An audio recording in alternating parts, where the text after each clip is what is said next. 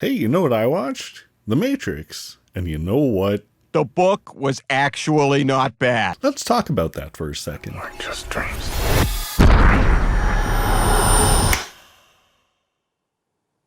Am I crazy? We don't use that word in here. The Matrix Resurrections was just released last week and is getting quite a lot of hate. Does it deserve all the hate it gets? Yes. But is it worth watching? Now that's a little more interesting of a question. And hopefully by the end of this video you'll be able to determine whether you should actually spend the time to watch The Matrix Resurrections or not.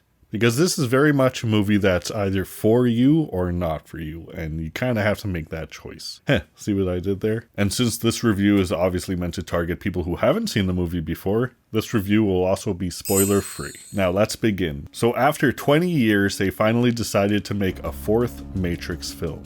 A lot of people thought this was originally going to be a reboot, which might have made a lot more sense, and in a sense, it is kind of a reboot. The Matrix canon actually has a lot of weird history to it. For example, did you know that the Matrix Online video game from like the 2000s is actually canon Matrix lore? That means that in that video game, the player event where Morpheus actually dies is canon. So Morpheus is dead now. But why is he in the movie? And why does he look different? Does that all get explained though?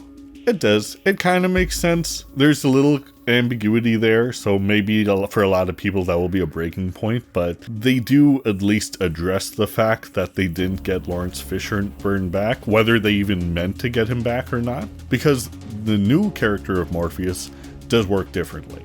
So it's not just, oh, we're changing this out and you're going to forget it. They actually do write it into the plot. So let's talk about actors who actually did come back. Neo is obviously played once again by Keanu Reeves, who really just plays him as Neo. Like, I don't see any difference from how he does him here to how he does him in the first three movies. And likewise, Trinity, who is played by Carrie-Anne Moss, also plays her exactly the same. Those two characters are so true to the original that if you had any worry about that, it's out the window. I especially love Carrie-Anne Moss. I feel like she was a pretty good actor in the other things I've seen too, but in The Matrix as Trinity, like that is her signature character for sure.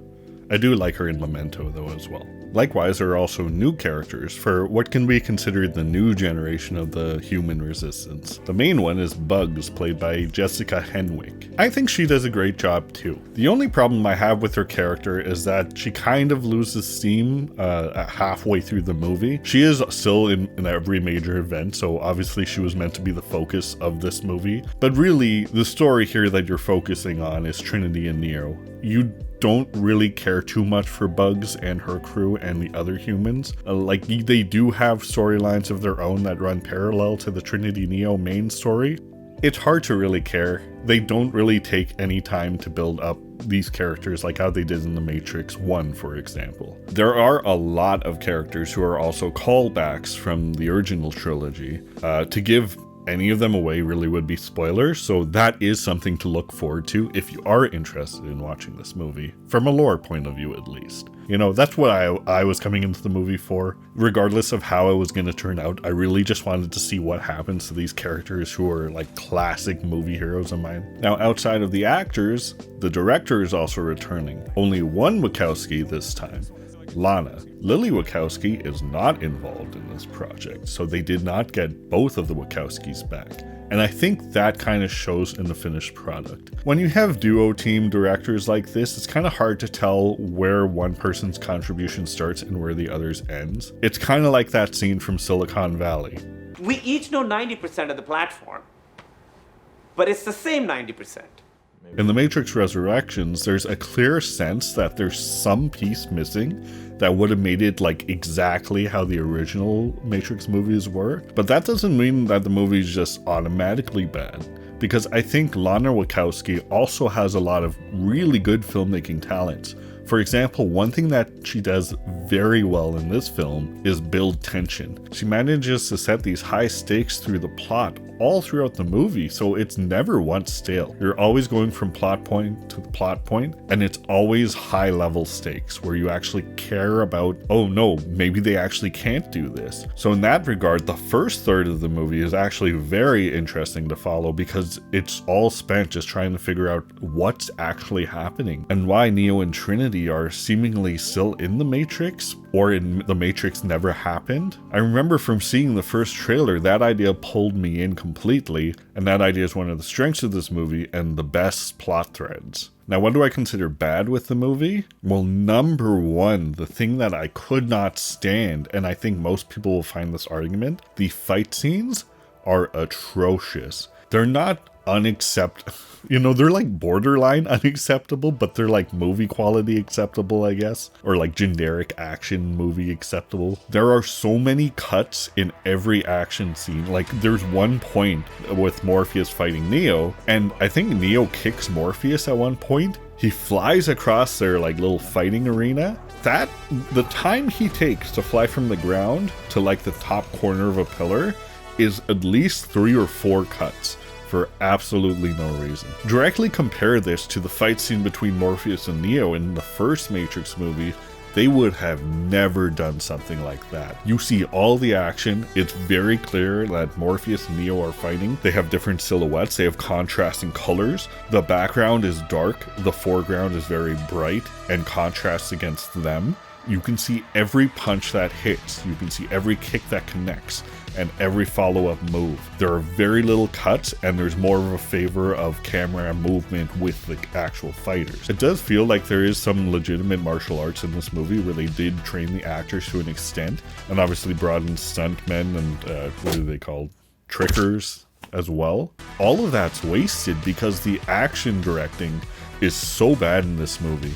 There's even one scene that I hate the most where you really cannot tell who is fighting anybody. Because one of the big problems is that there's a huge window behind everybody, and the light flowing in the window just casts everybody in silhouettes.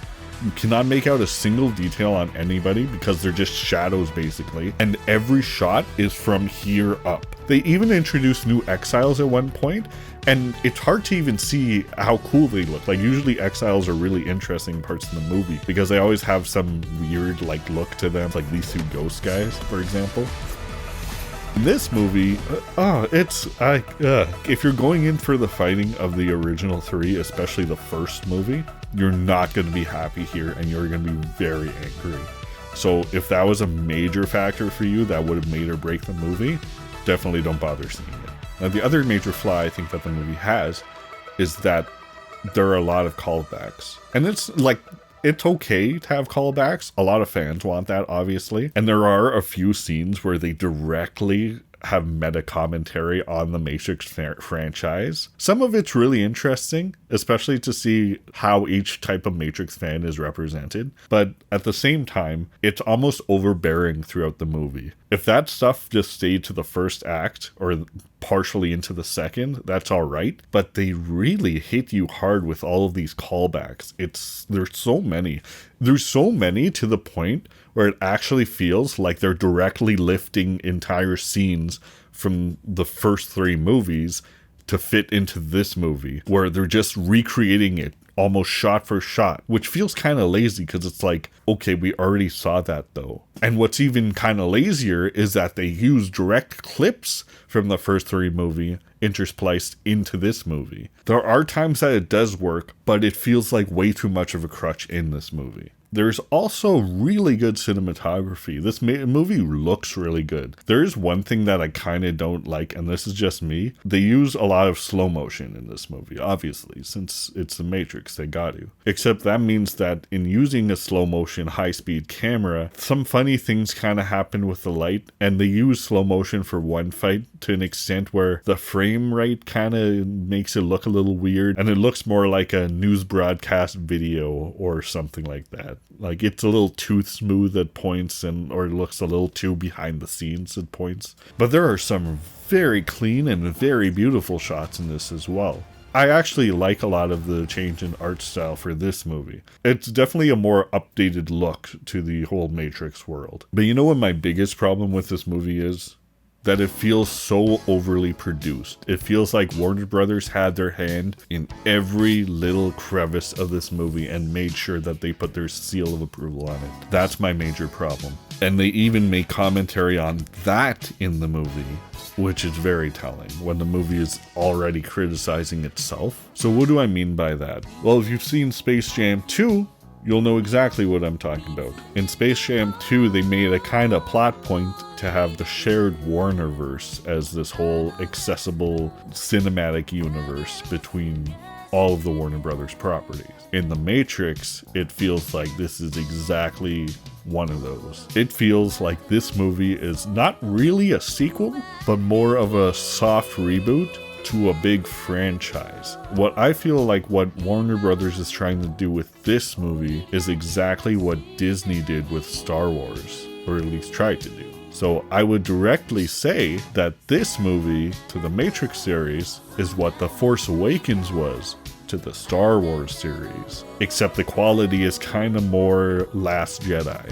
This movie is for people like me who are super into the Matrix, who really deep dive into the lore and are more kind of watching this in a completionist type of way. I still enjoyed the tension and the, like I said, the high stakes of the action and all of the visuals, but while the fighting is extremely disappointing, I actually did enjoy a lot of the new lore stuff that they added. And obviously, since this is a no spoiler review, I can't really go further into that. But the fact that there are a lot of spoilers in this movie would tell you that they did add a lot. And none of it's really disappointing. A lot of it really works with how the first three movies work. It does feel kind of anticlimactic that the third movie feels like a perfect wrap up to the series, but you know, whatever. They pulled a Crystal Skull. And I think, you know what? Actually, this movie is very comparable to Crystal Skull as well. Except for some reason, I feel like I can stomach this movie a lot more than Crystal Skull. I still would not mind rewatching either, but I don't think I would ever really go out of my way to put this movie on and watch it again. On the other hand, if you're just a casual fan of The Matrix or just action movies in general, I don't think you'll like this. Either you'll be too confused, you won't really like that they focus more on the lore stuff than the action stuff, and the action will be very disappointing to you.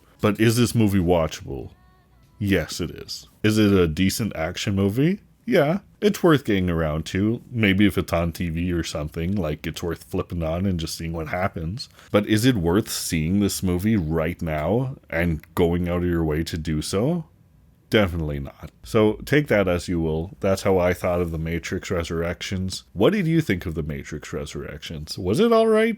Probably not. I imagine there's a lot of talk down there. Did anybody think it was decent or even good? Or does everybody just think it's bad? Let me know in the comments. Anyway, that's all I have to say about that. I still know Kung Fu.